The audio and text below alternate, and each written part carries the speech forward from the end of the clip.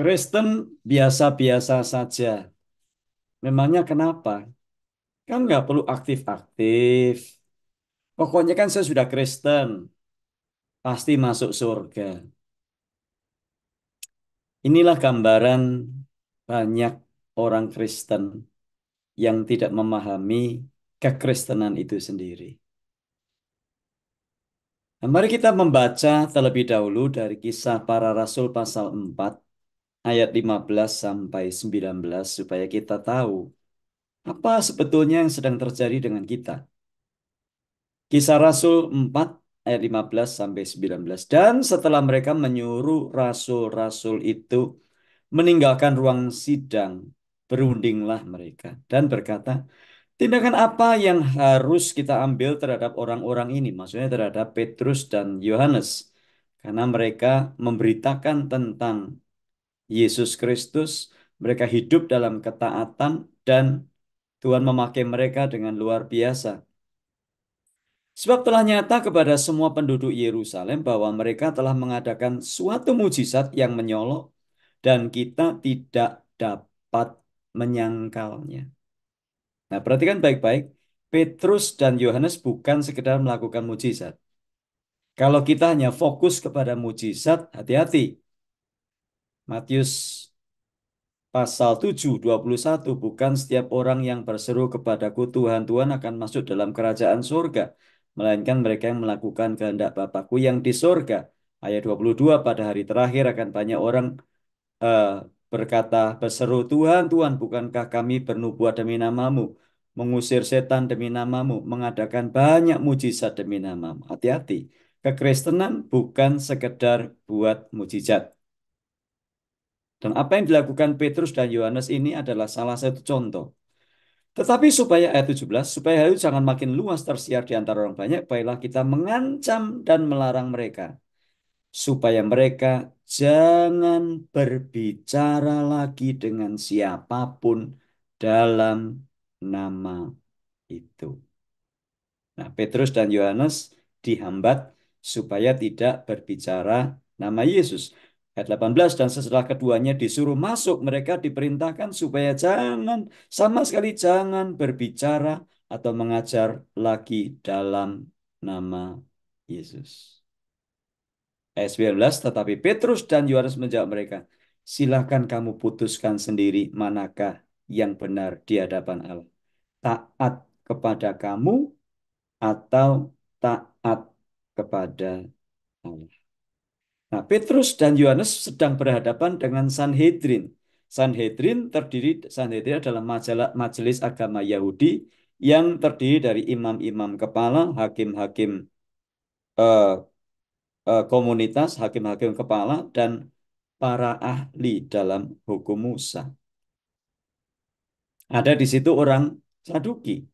Mereka tidak suka kalau Petrus dan Yohanes bicara tentang kebangkitan karena orang Saduki tidak percaya kebangkitan.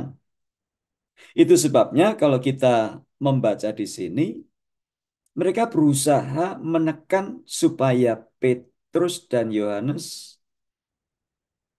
tidak melakukan itu lagi, tidak berbicara atas nama Yesus dan tidak memberitakan kuasa nama Yesus karena banyak orang yang sudah mengikuti mereka. Jadi mereka merasa terancam karena anggotanya, karena pengikut-pengikutnya mengikuti Petrus dan Yohanes. Pada waktu mereka, Petrus dan Yohanes dilarang untuk bicara tentang nama Yesus, perhatikan. Ayat 19 akan menjadi satu ayat kunci bagi kita. Petrus dan Yohanes menjawab, silakan kamu putuskan sendiri. Mana yang benar di hadapan Allah. Taat kepada kamu atau taat kepada Allah. Petrus Yohanes bisa saja tidak lagi berbicara tentang Tuhan Yesus, tidak lagi eh, memberitakan Injil. Tetapi itu berarti suatu ketidaktaatan. Dan mereka tidak mau. Mereka berkata lebih baik taat kepada Tuhan daripada taat kepada manusia.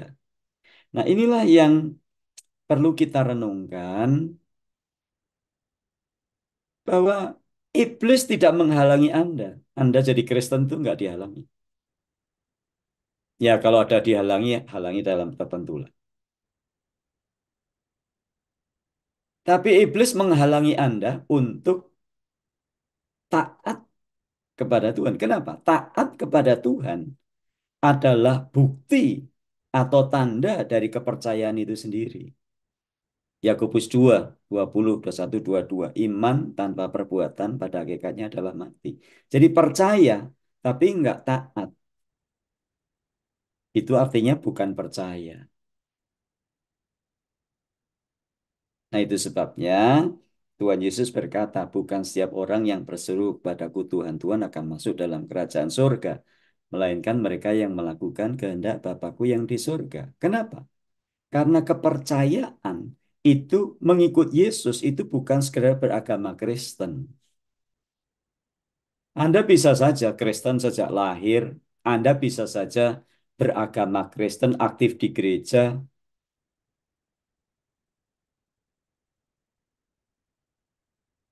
tetapi bukan itu yang dimaksud dengan percaya. Percaya diwujud nyatakan dengan ketaatan. Kenapa? Nah, apa akibatnya kalau kita hanya biasa-biasa saja, Kristen tapi hanya sekedar beragama, Kristen tapi hanya sekedar eh, aktif sana sini, dan kita melupakan ketaatan. Kalau itu yang terjadi, kita tidak sadar dan kita bisa tertipu. Kita berpikir kita sudah percaya Yesus. Padahal sebelumnya sebetulnya tidak. Itu sebabnya kita tidak perlu heran. Ada banyak orang hari-hari ini yang mengklaim dirinya meninggalkan Kristen jadi mualaf, jadi pindah ke agama lain. Itu bukan sesuatu yang mengherankan. Kenapa? Pada hakikatnya mereka tidak memiliki Roh Kudus. Nah, kalau kita melihat merunut peristiwa dari Kisah Rasul pasal 4, kita tahu Petrus dan Yohanes mereka dipenuhi oleh Roh Kudus. Bahkan di ayat-ayat sebelumnya dikatakan mereka dipenuhi oleh Roh Kudus. Mereka penuh Roh Kudus, mereka punya Roh Kudus. Itu sebabnya mereka nggak mau disuruh berhenti memberitakan nama Tuhan Yesus. Nah, kenapa orang bisa meninggalkan Tuhan Yesus? Ya karena mereka nggak punya Roh Kudus. Nah, Roh Kudus itu bukan sekedar bahasa roh. Anda keliru kalau bicara penuh Roh Kudus itu selalu arahnya ke bahasa roh. Ya. Nah, inilah bedanya orang yang punya Roh Kudus dan tidak. Kita perhatikan ada banyak orang fokusnya bahasa roh, bahasa roh, bahasa roh, tetapi hidupnya tidak ada ketaatan. Hidupnya tidak mencerminkan bahwa dia itu murid Kristus, tapi berbahasa roh. Bahasa roh itu bisa menipu kok. Ada bahasa roh palsu ada. Nah, setan sekali lagi tidak melarang Anda jadi Kristen, tapi dia menghalangi atau lebih baik begini. Setan tidak menghalangi Anda menjadi Kristen, tapi dia akan berusaha sekuat tenaga supaya Anda tidak taat kepada Kristus. Supaya Anda nggak jadi murid Kristus. Jadi Kristen biasa-biasa saja. Mengikut Kristus bukan sekedar beragama Kristen. Mengikut Kristus bukan sekedar aktif di gereja. Mengikut Kristus bukan sekedar mujizat, mujizat, mujizat. Setan juga bisa bikin mujizat. Tapi setan tidak memberikan hidup kekal. Mengikut Kristus adalah menjadi murid Kristus. Belajar firman-Nya, taat firman-Nya, melakukan firman-Nya. Bukan supaya kita selamat, sebagai tanda bahwa kita sudah diselamatkan. Mari berdoa. Terima kasih Tuhan buat firman-Mu hari ini. Biar firman ini bicara kepada kami, menjamah dan mengubah hidup kami, sehingga kami bukan sekedar pergi ke gereja, aktif di gereja, beragama Kristen, ikut ini, ikut itu, tapi Tuhan kami adalah orang-orang yang sungguh-sungguh belajar taat dan melakukan firman-Mu. Karena itu adalah bukti dan tanda kepercayaan kami kepadamu. Berbuat baik bukan supaya diselamatkan. Berbuat baik sebagai bukti keselamatan yang sudah kami terima. Tolong kami Tuhan. Dalam nama Tuhan Yesus kami berdoa.